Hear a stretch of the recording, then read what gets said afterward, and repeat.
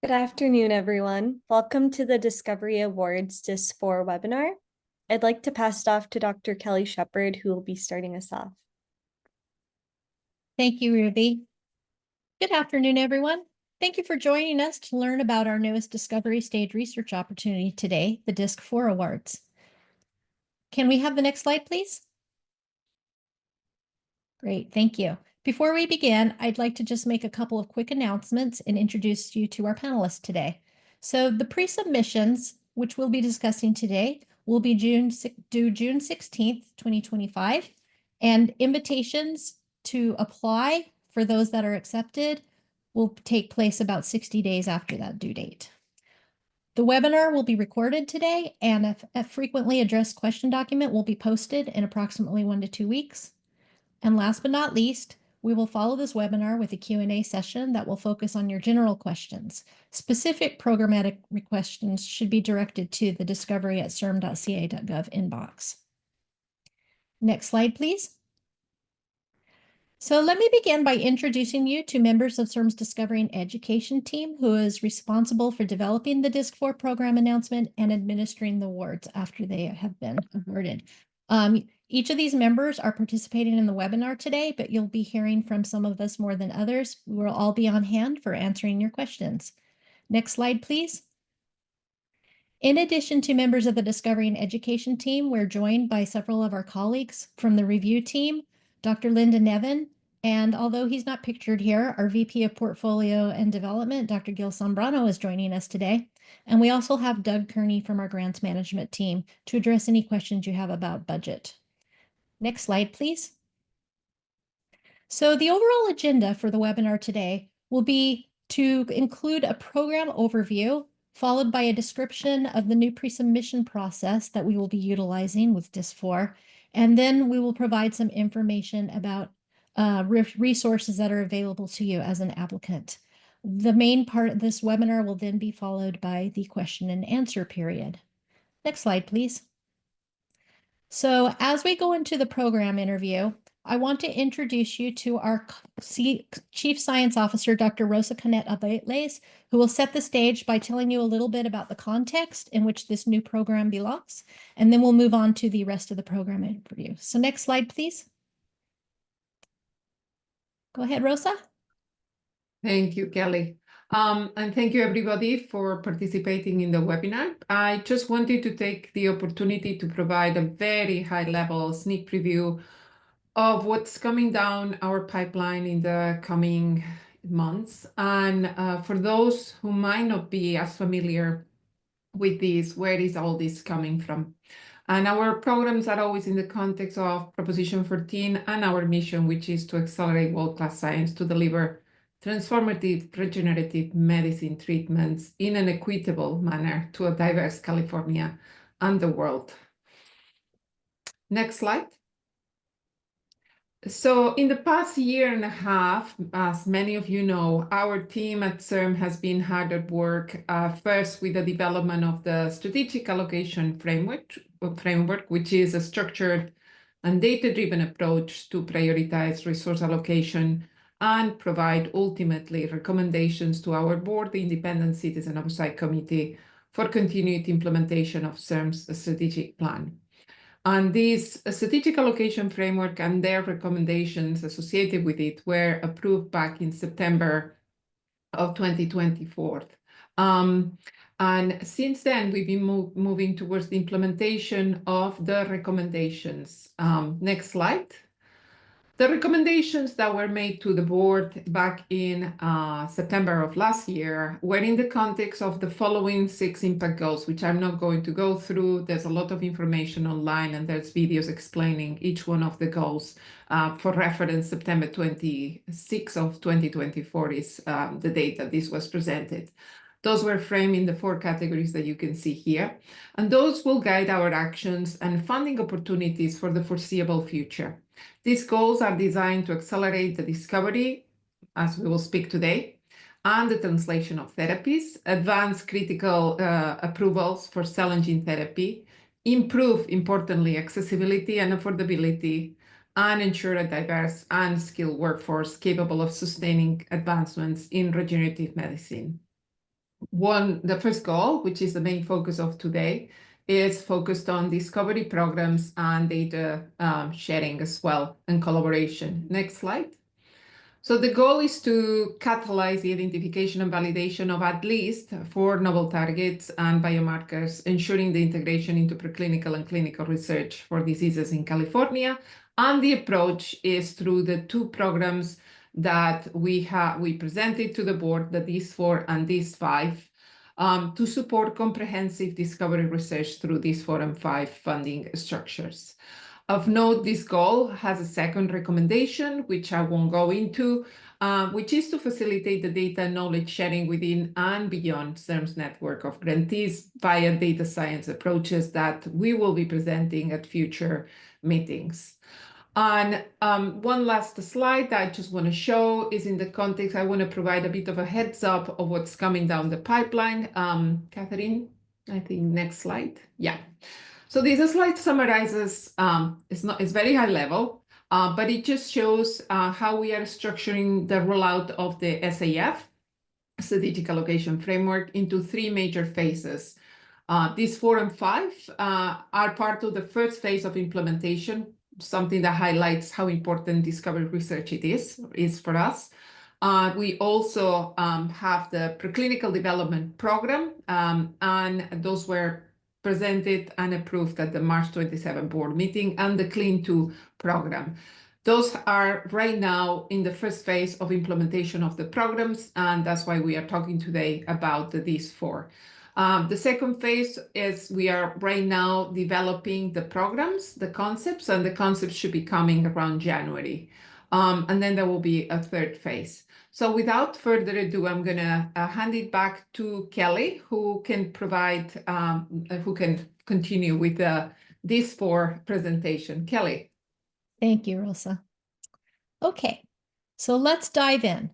The objective of CIRM's discovery programs is to support comprehensive discovery research across a diverse range of diseases and bottlenecks to accelerate the development of potential therapeutics and biomarkers in regenerative medicine. This vision will be achieved through the 2 complementary award structures that you see illustrated here. DISC4, the focus of our webinar today, supports large collaborative teams integrating multiple disciplines and approaches, whereas its sister program, DISC5, supports smaller collaborations conducting innovative exploratory research. Both programs are expected to yield novel insights about disease mechanisms and targets. Next slide, please. In addition, these discovery programs are designed to leverage existing and future infrastructure to facilitate data knowledge sharing and within and beyond CIRM's network of grantees. These resources include things like program and grantee meetings, data sharing infrastructure, external partnerships, and access to CIRM-funded resources, including training grants and trainees, shared resource laboratories, core lab infrastructure, as well as clinical infrastructure. Next slide, please.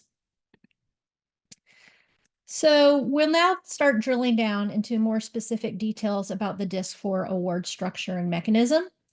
This table shows a high-level overview of key aspects of DISC4. In brief, this opportunity will be open to California institutions, and the investigative team will include at least 5 core team members, which include 1 principal investigator and additional co-investigators. The duration of the award will be 4 years, and the total award cost will be up to $13 million or up to $14 million with matching funds. I'm going to now hand things over to my colleague, Dr. Chan-Lip Tan from the Discovery and Education team, who will provide more details about each of these attributes. There, Chan. Great. Thank you, Kelly, and good afternoon, everyone. And so in the next 2 sections, I will try to walk us through some of the key details and elements of this specific DISC4 award, followed by a brief walkthrough of the pre-submission form. So what are we looking for in this particular award? This award will support cross-disciplinary collaborative projects that are expansive in scope and able to meaningfully integrate a range of technologies and approaches. The project that you propose should lead to new novel insights, new foundational understanding of human diseases, extend that understanding to all affected populations, and ultimately, based on that new understanding, identify and validate novel therapeutic strategies, targets, or biomarkers. Next slide.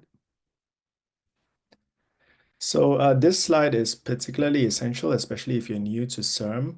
Although the program is intentionally flexible and broad in scope, the following requirements must be met before a project can be accepted for further consideration. So first, the project must address a key knowledge gap or research bottleneck in the study of human diseases, just re-emphasizing what I just covered and as the primary purpose of this award. Secondly, to align with the specific mission of the agency, all projects must include studies that employ human stem cells or genetic research as part of the central approach or hypothesis. Our definition of genetic research is provided here at the bottom, which is research that alters genomic sequences of cells or introduces or directly manipulates nucleic acids in human cells. So just to kind of give a bit more color, we do expect multiple approaches to be part of the overall proposal.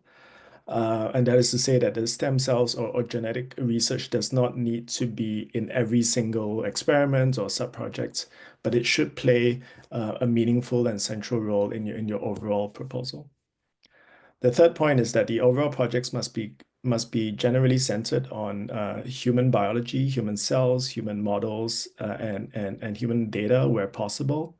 We do allow non-human models to be included to achieve specific objectives.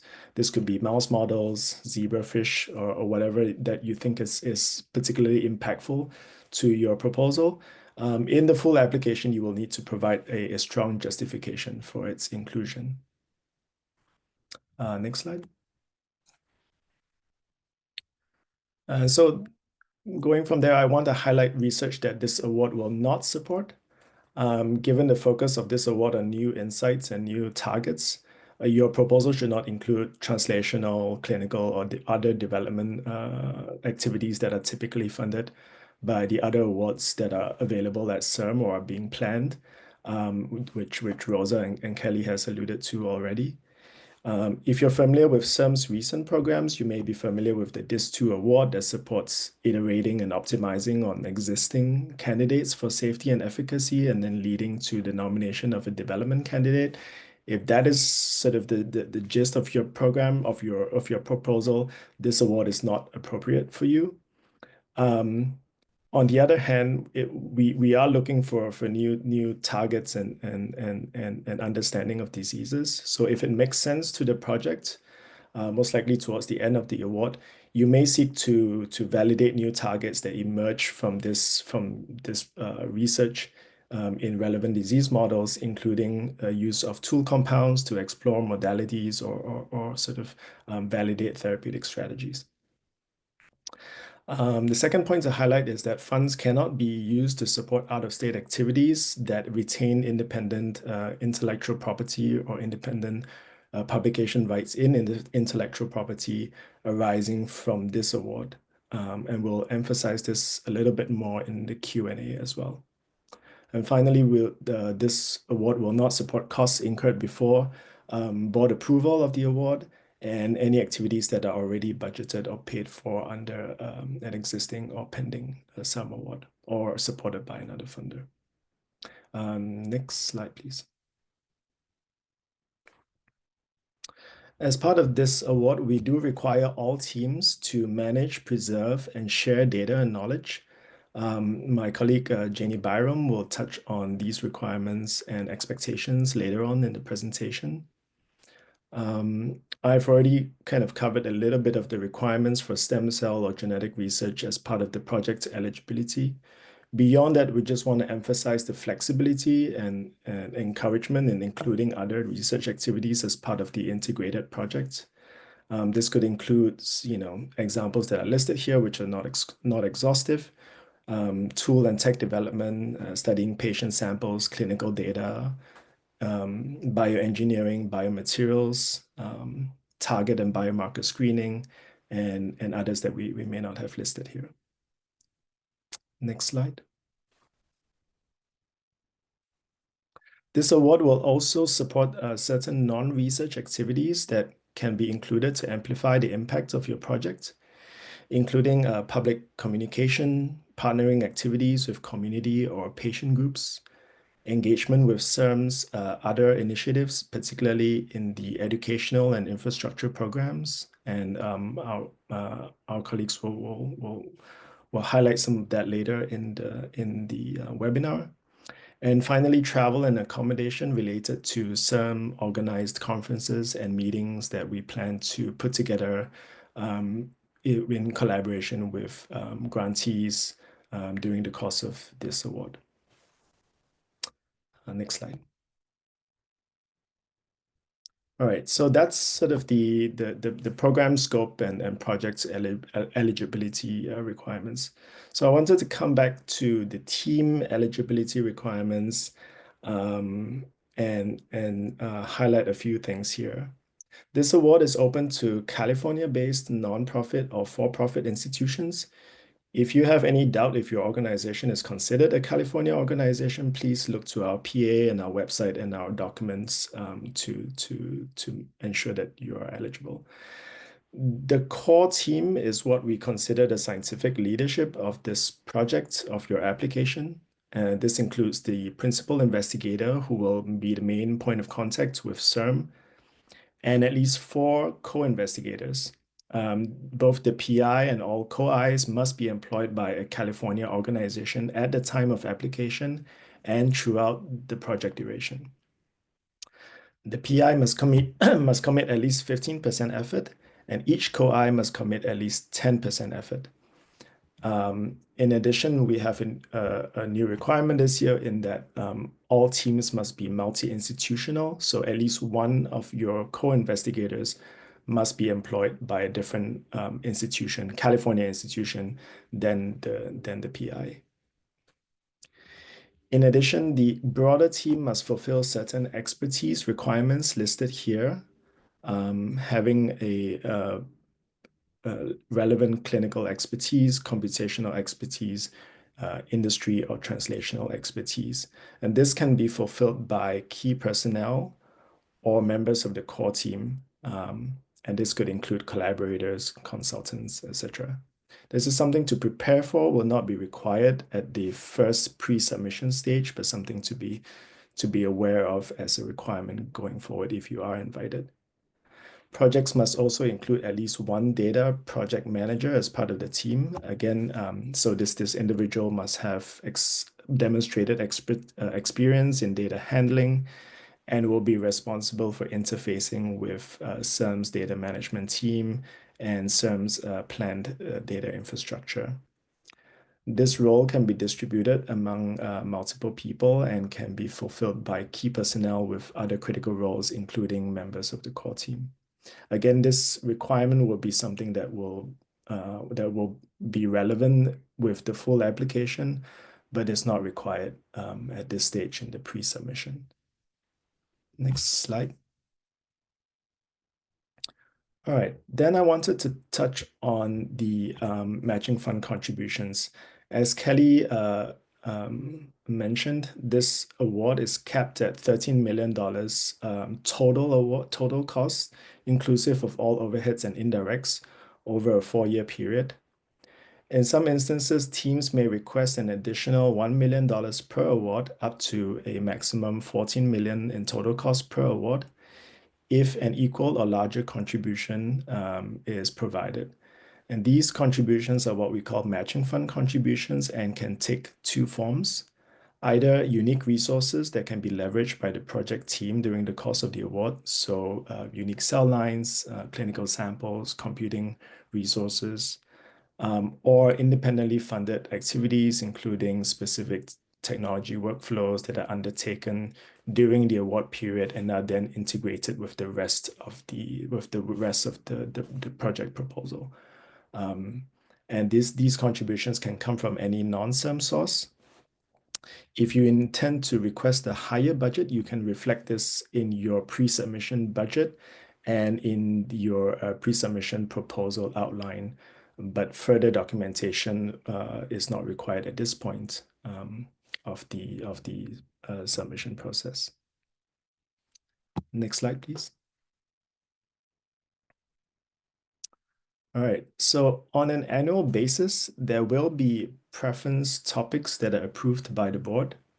For this particular cycle, projects that propose to study neurological diseases, including conditions and disorders of the brain, spinal cord, and peripheral nervous system, will be prioritized during the pre-submission stage. Proposals that investigate shared mechanisms or biological pathways that cut across multiple conditions, including diseases and conditions of the CNS and PNS, may also be prioritized under this factor. There are no restrictions on disease areas and biological questions. If your proposal is otherwise very well aligned with the design of this program, we do encourage you to enter a pre-submission, even if it falls outside of this preference area for this cycle. These preference topics are implemented at the pre-submission stage, meaning in determining which pre-submissions will lead to an invitation to submit a full application. Once invited, your full application will be evaluated by scientific reviewers on an equal footing without regard to this preference topic. All right, next slide. So these are the 5 review criteria that will be used by our formal scientific reviewers on the grants working group to score your full application. I just want to highlight this, that this is included in your PA, and detailed considerations and questions are listed for each criteria. And that is something definitely that the reviewers will consider. And we encourage you to read this carefully as well, even if these criteria are not applied during the pre-submission phase. All right, next slide.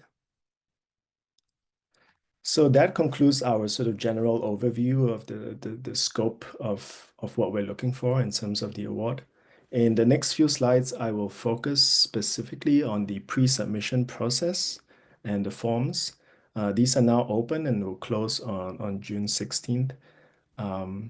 Next slide. So first, I wanted to give an overview of the entire pre-submission and review process. So we are here at the pre-submissions, which are now open. After pre-submissions close in June, it will be about 2 months before invited teams are notified to apply. The full application will only be open to invited teams, and they will have 3 months to complete their full application, during which the teams may consult with some staff to ensure that you have all your eligibility and other requirements addressed, all your questions addressed. And we will also plan to organize a webinar to go over the full application submission at that time. Once those are completed and closed, your full application will undergo a eligibility check and then reviewed by the grants working group for scientific merit. And those will lead to a recommendation to the ARS board of the CIRM, leading to a formal funding decision. All right, next slide. So again, all prospective applicants must first complete this pre-submission form. This is a pretty short online form with a proposal outline upload. After submission, some staff will rank the pre-submissions based on both the preference topic and other factors related to program fit, which I'll go through in the next slide. And then this will lead to an invitation for approximately 20 to 30 teams to submit a full application. And again, you will have 90 days from invitation to complete your full application.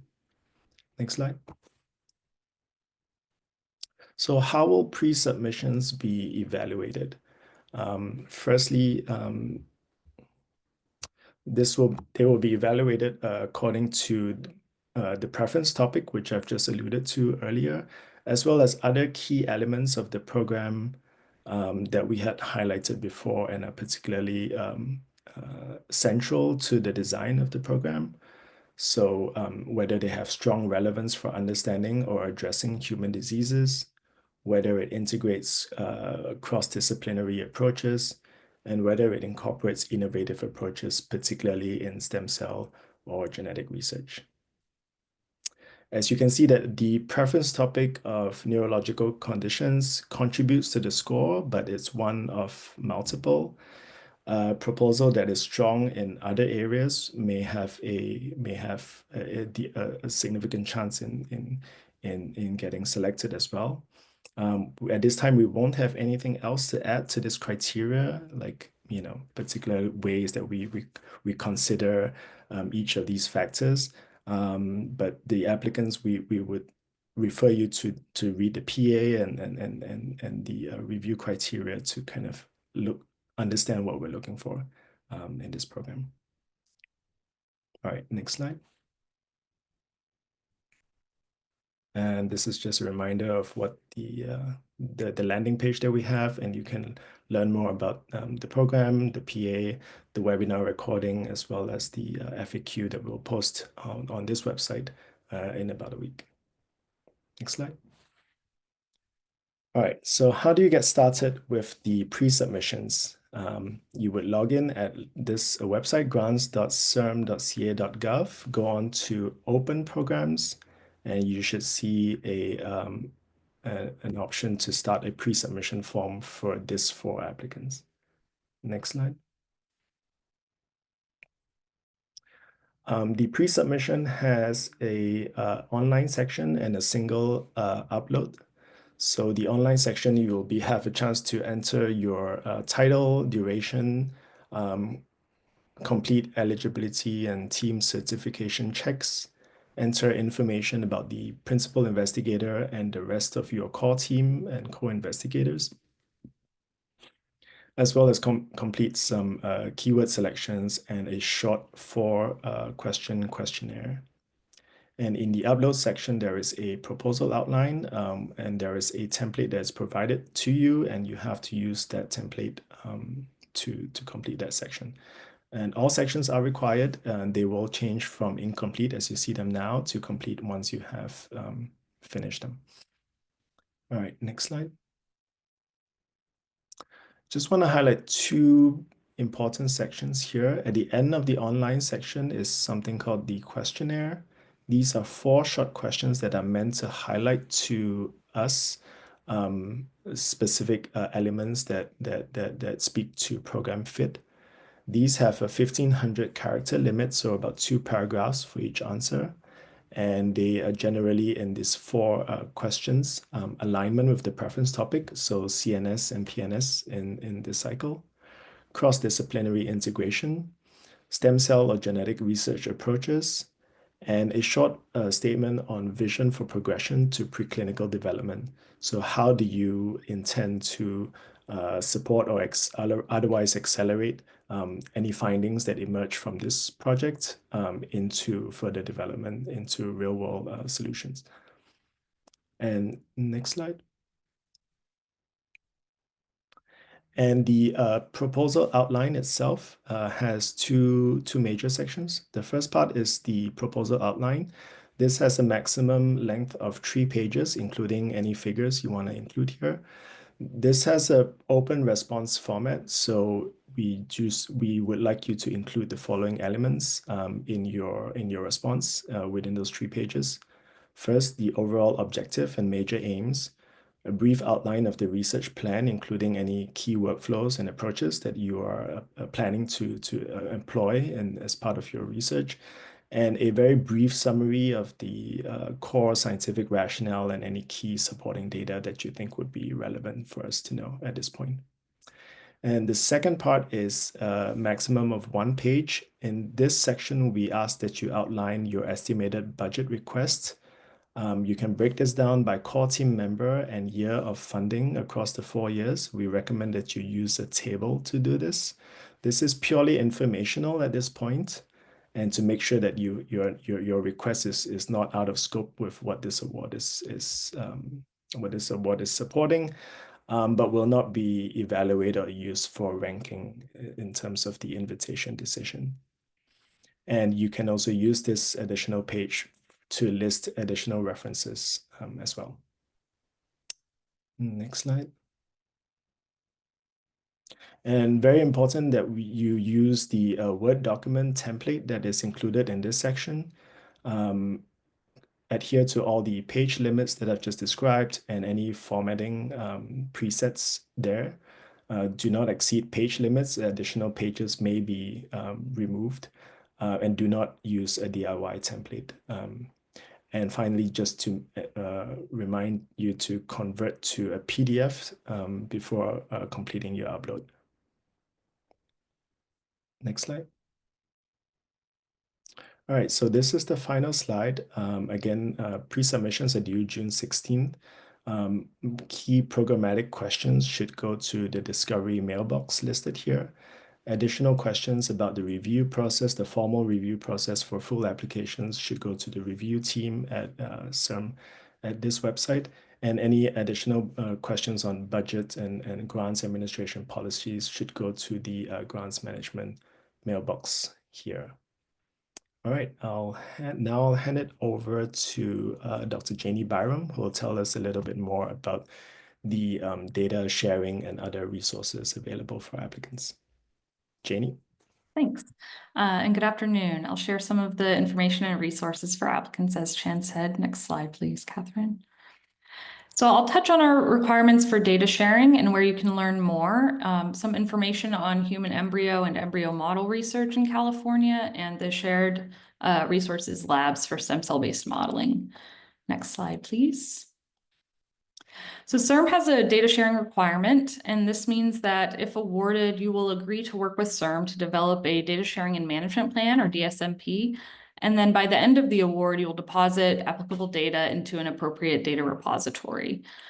Briefly, there are 3 elements of a DSMP: a metadata catalog, which details the metadata associated with your experiments; a data use limitations, or DUL, institutional certification, which details any restrictions on sharing data generated from biospecimens; and a questionnaire on your anticipated data sharing activities. So the DSMP is intended to guide the management of your metadata throughout the award, such that when it is time to deposit the raw and processed data in a repository, you are organized and prepared, and you're not surprised by the effort required. So more information about our data sharing requirements and guidelines is linked in the PA. Next slide, please. So research using human embryos has made major advances in recent years, and with successful culture of intact embryos longer than we previously thought possible. So I'd like to remind you of some of the regulations in California that are cited here. Both CIRM regulations and the California Department of Public Health guidelines for human stem cell research prohibit the culture in vitro of intact human embryos after the appearance of the primitive streak or after 12 days, whichever is earlier. If you could advance the slide a little. Thanks. There have also been major advances in modeling embryos using human stem cells, and there was some uncertainty how these regulations may or may not apply. So I'd like you to be aware that CIRM's Standards Working Group, a group of experts that makes recommendations on scientific, medical, and ethical standards pertaining to CIRM-funded research, issued guidance on the oversight of human stem cell-derived embryo models that mimic peri- and post-implantation stages of development. And so those are listed here. There's no specific stopping point recommended for stem cell-derived embryo models, but please consult the guidance document for the recommendation regarding SCRO review. Next, please. All right, shared resources labs for stem cell-based modeling. This is a resource that we'd like you to know about. Shared resources labs, or SRLs, for stem cell-based modeling. There are 11 SRLs across California, and their purpose is to support California researchers and educators by providing access to core facilities, specialized services, and equipment, by sharing their models and their expertise and resources broadly across California, by training researchers, and by providing educational resources or activities, including formal stem cell techniques courses. Some SRLs have opened for business, and you can find information about them at this first link, general information. And you can find a catalog of their offerings at the second link, browse offerings, on our CIRM hub. And you can reach out to Uta Grisamer if you have any questions. I'd like to emphasize that these core facilities are open to researchers across California, not just to the investigators at the hosting institutions. Next. So I'm not going to go over the slide in detail. It will be available to you after the webinar. It's meant to give you a rough idea of what's being offered at the 11 SRLs. They're sharing expertise with 2D cultures and organoids representing a variety of cell types, and they offer access to technologies and services to support the creation and analysis of stem cell-based models. And most SRLs will be offering formal stem cell techniques courses and other educational opportunities as well. So keep your eyes open for those. And thank you so much for your attention. And you'll now have an opportunity to ask questions in the Q&A. So I'll pass it over to Ruby. Thank you, Janie. That concludes the formal part of our presentation, and I'll now be moderating the live Q&A portion of our webinar. If your question was not answered in the chat or during the Q&A today, please look out for our FAQ, which will be posted within 1 to 2 weeks on our website. You can also email us at discovery@cirm.ca.gov, and we'll do our best to get back to you soon. So the first question that we have for today is going to be for Kelly, and it is, how binding is the pre-submission proposal? Unmute myself. So it's the project that is when your full application is invited, it should reflect what was presented in the pre-submission. So during the formal eligibility assessment of those full applications, CIRM will look to confirm that the application does reflect what was outlined in the pre-submission proposal. Invited teams will have the opportunity to consult with CIRM program officers during the preparation of their full applications. And if you are considering any type of change, you should discuss it with that science officer so they can determine whether or not it's in line with the expectations. Thank you, Kelly. Our next question will be for Janie. What is an example of an acceptable use for an animal model? We don't have limitations or restrictions on use cases, but you must provide strong justification in the full application. Common examples may include for use for disease models, screening, tissue architecture models. In general, your DISC4 app should be human-centered, but you may use non-human models if they're particularly impactful or necessary for specific objectives. But we do invite you to consider relevant human tissue models or other human models as alternatives. Thanks. And another question for you is, can there be overlap with the recently submitted DISC0 application? No, there cannot be any overlap. CIRM will not review applications that have scientific overlap with an application that's pending for review for oral active awards. So please take this into account in your pre-submission. Yeah, no overlap is permitted. Great. And now I'll jump to Chan. Can you please give examples of relevant translational or industry expertise? Yeah, so we don't have formal requirements or definition. In your formal invitation, if you're invited, teams will be asked to justify how a particular key personnel or core team member fulfills this requirement. In general, it's experience that would help the team accelerate discoveries into preclinical development. So some examples could be experience bringing a therapeutic product into clinical trial, experience involved in developing commercial plan for a product, having participated in discussions with regulatory bodies, etc. So yeah. Great, thank you. The next 3 questions will be for Doug. The first one being, are infrastructure or renovation costs allowable? Thanks, Ruby. So no construction or renovation of physical infrastructure are both unallowable costs for a CIRM Research Award. CIRM does provide facilities costs that cover the general operating costs of the award's facilities attributable to housing all elements of the CIRM-funded project or activity, but beyond that, no.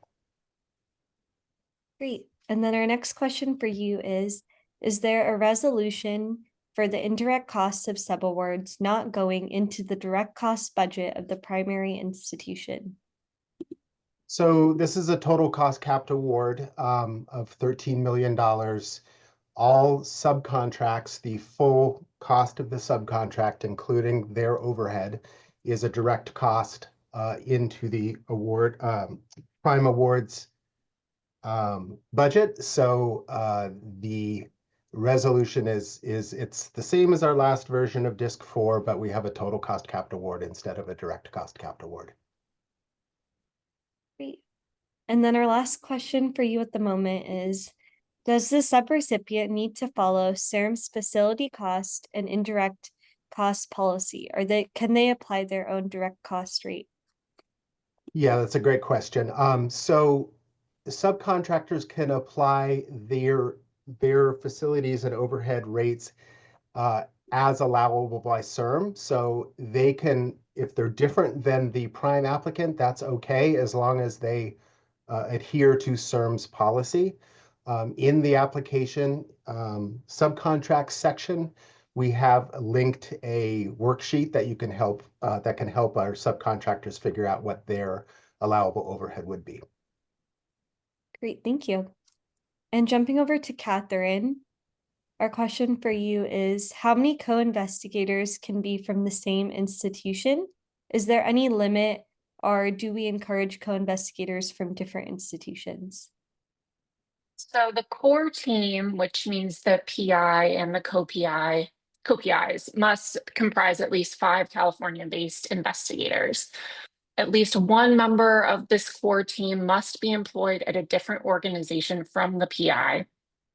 The PI and all co-PIs or co-Is must be employed by a California organization as defined by CIRM at the time of application and throughout the project duration. Great. And now a question for Kelly.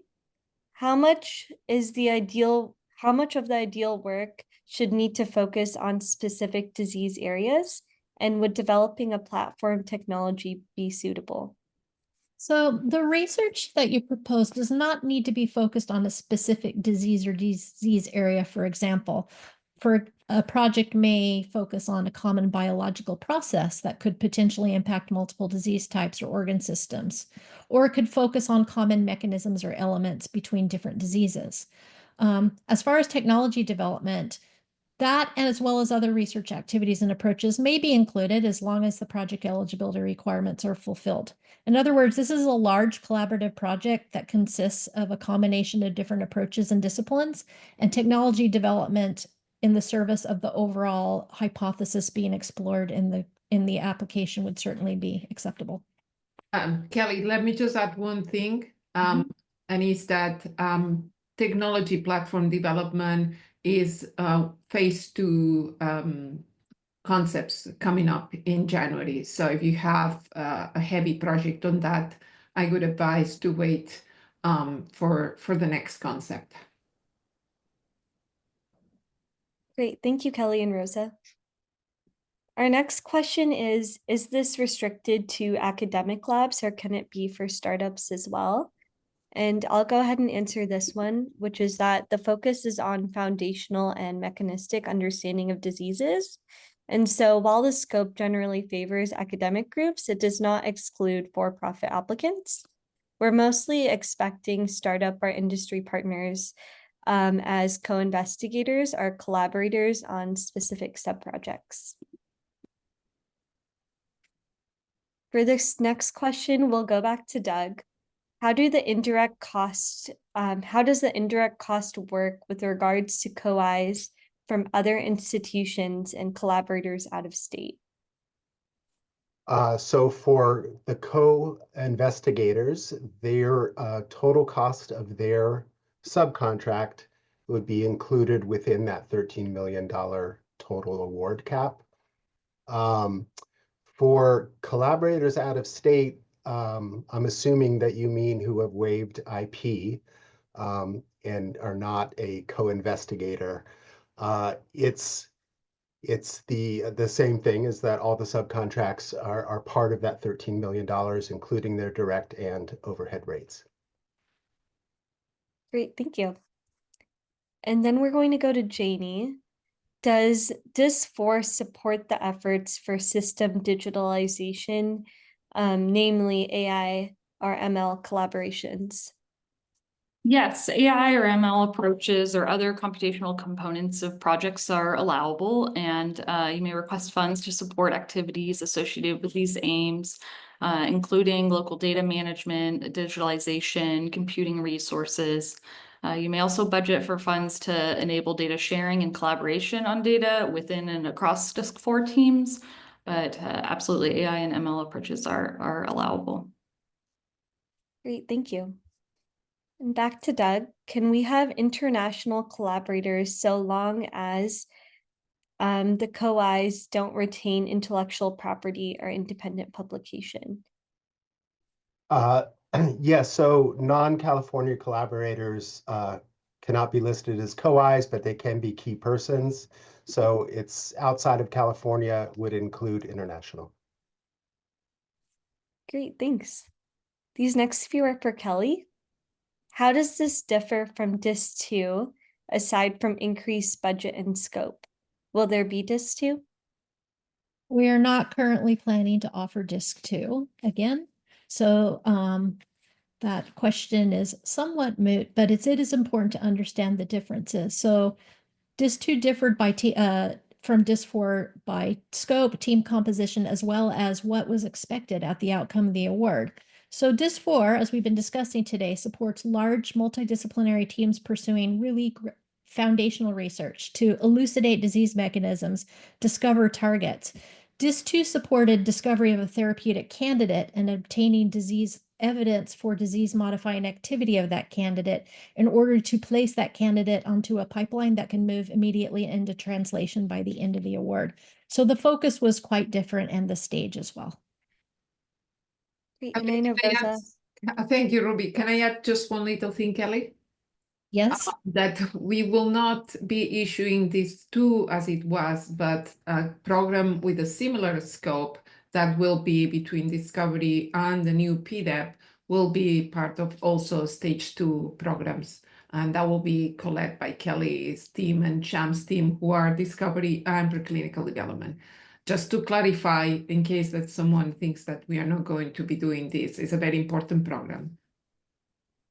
Thank you, Rosa. You're giving a sneak preview for people. Great, and I actually do see a live question that this segues nicely into, which is, how would you characterize the difference between DIS4 and DIS5, such as the number of PIs, general scope, and who should apply?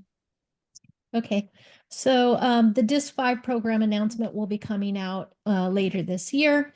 It is a companion program to DIS4 in that it's complementary. It's addressing a similar goal to generate new insights that can inform the discovery of disease mechanisms and targets and biomarkers. However, the scale and the maturity of the research is quite different. So rather than a large team of 5 investigators, as in DIS4, the DIS5 program will support a pair of investigators, a PI and a co-investigator working together, but similar to DIS4, bringing together different approaches and disciplines in order to create kind of a new way of looking at a problem. And also it will emphasize innovation and exploration. So it's a little bit earlier stage of research. So intended to be complementary with DIS4, yet address the same goal, which is to elucidate insights about disease mechanisms leading to new disease targets and biomarkers that could potentially and eventually be integrated into some kind of a preclinical or clinical development pathway. Great, thank you. And then another question for you is, to what extent is CIRM interested in understanding the mechanism of the disease? So the primary focus of DIS4 should be on novel foundational or mechanistic insights into human diseases. So I'd say it was very important as a basis for discovering new targets or biomarkers. So applicants are encouraged to consider including elements in their overall proposal that would facilitate the progression of any new findings into future translational efforts. And an example of that could be including some validation studies in a disease model towards the end of the award. Great. And then one question for Chan is, can you confirm that other fields outside of neuro can apply? Yes, there are no restrictions on the product or the disease area or the biological questions that can be the main focus of your proposal. The CNS and PNS topics are preference topics, so they will get a significant advantage at the pre-submission stage. But if your proposal falls outside of that preference topic and is otherwise aligned with what we're looking for here in terms of cross-disciplinary approaches, innovation, then you should consider putting in a pre-submission as well. Thanks. Great, thank you. And then another question for Kelly is DISC4 purely mechanistic and discovery, or should they include a possible route of translation? Oh, so that it's similar. The response is similar to the previous question in that really the central hypothesis or primary question that is being addressed should be focused on foundational studies or generating insights into disease mechanisms. However, we did mention that it's possible to include some studies as you go along that could include validating targets, and testing in some kind of a model could be one way to do that. So validating the target to generate the information that could inform future translational efforts could be a component of the overall project. Great, thank you, Kelly.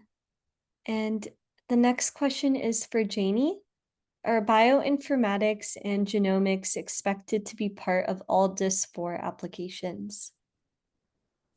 So your proposal must include either a stem cell component or genetic research as part of the central approach, but it is possible to have a proposal that doesn't have any genomics or genetic engineering, and it doesn't have to have a specific flavor of bioinformatics or substantial component of bioinformatics at all. So no, there are no requirements for genomics or bioinformatics. Great, thank you. And our next few questions are for Chan. How will the pre-submission forms be evaluated? Right. So in the PA and in one of the slides in the webinar, there is the 4 questions that have been listed as the pre-submission evaluation criteria. This includes the preference topic alignment, cross-disciplinary approach, stem cell and genetic approaches, particularly innovative approaches in those cases, as well as relevance to human disease, addressing human diseases, or understanding human diseases. That's the criteria we're using for ranking and scoring pre-submissions. Great. And then the next one is, how will neurological diseases be prioritized? At what stage of the review process? Yeah, so that is the neurological diseases are our preference topic for this year, and that will be implemented in the pre-submission stage. So in our consideration for which teams will be extended an invitation to come in for a full application. It will not be considered further beyond that. So once you are invited, all invited teams will be judged by the scientific review panel on an equal footing without regard to your preference topic or your disease in the area. Yep. Great, thank you. And then one last one for you was, are there priority neurological diseases? For example, more priority and more prevalent? Or we had a couple questions about if rare diseases are considered or if they get more priority. We don't have any formal decisions on that yet, so I think... No, Chan, there is a formal decision at the board meeting. Okay. All neuro come at the same, sorry, there's been a lot of discussions around this. Is all neuro same weight? Yeah. So yeah. I was just saying that there isn't any differences in considering that. Yeah. Great, thank you. And then actually, we do have one more question for you, which is, does DISC4 prefer a project focusing on one disease or on multiple diseases?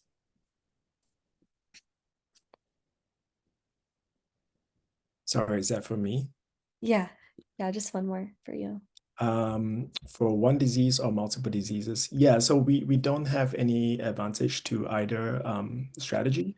If you want to come in as a project that looks at common processes or biological mechanisms that cross traditional disease indications, that's encouraged as well. Or you could bring in a multitude of different techniques and tools to deeply investigate one disease. That's acceptable as well, and there is no prioritization or advantage either way.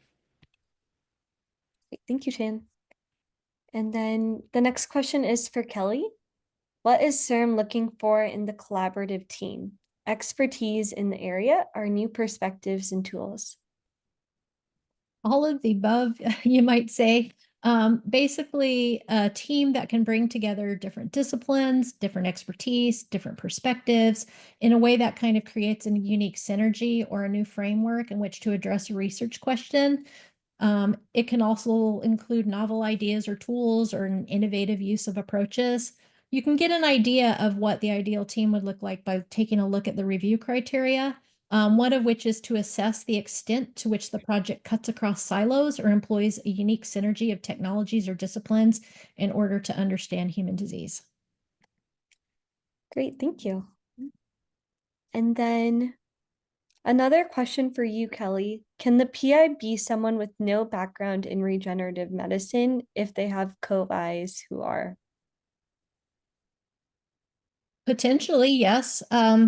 Again, these are meant to bring people with expertise in different disciplines who might be utilizing different approaches. So it sometimes makes sense to marry some different technologies and different approaches in a new way. And if you have a collaborator that has an interesting technology, even if it's not regenerative medicine, if it can be used in a collaboration to understand regenerative medicine-based questions, that could be acceptable.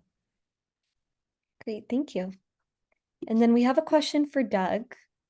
What are the IP obligations if a California-based startup receives part of a grant? Perhaps not a great question for me as much as our legal office. We do have our IP policies posted on our website, so I would really suggest looking at those to understand the implications of our IP policy. Great, thank you. And another question for you, Doug, is how do the indirect costs work with regards to co-Is from other institutions and collaborators out of state? So I think I already answered that. Answer that one? Yeah. Yeah, okay, I'll clear that out. Sorry about that. And let's see. Another question, while we have a few more minutes left, or just one more minute left actually, is for Chan. What do you mean by multi-institutional? Can different departments from the same university be considered? No, I think when we mean multi-institutional, we mean one of the co-Is need to be employed at a different organization or institution than the PI. Being from different departments doesn't really count, unfortunately. Thank you. And we'll do one last question for Kelly. And the question was, I was curious regarding the genetic and stem cell requirement. Does the genetic modification have to occur in stem cells themselves? And is relative stem cell focus a criteria? The focus needs to have either a stem cell relevance or a genetic modification relevance. So in terms of modifying a cell, you could modify a non-stem cell and meet the genetic modification requirement. Alternatively, the project could focus on stem cell biology or mechanisms related to stem cells. There's also the types of project that have focuses in both stem cells and genetic modification when one is modifying genetic stem cells. I hope that answers the question. I'm not sure what is meant by relative stem cell focus. Great, thank you, Kelly. And with that, we are at 4 o'clock, and that's the end of our DISC4 pre-submission webinar. Thank you everyone for joining. And just a reminder that if we didn't get to answer your question today, then we will be putting together an FAQ that will be posted within 1 to 2 weeks. And the webinar will be available on our website within 1 to 2 weeks as well. The recording and slides can be found there. Thank you everyone and have a nice day.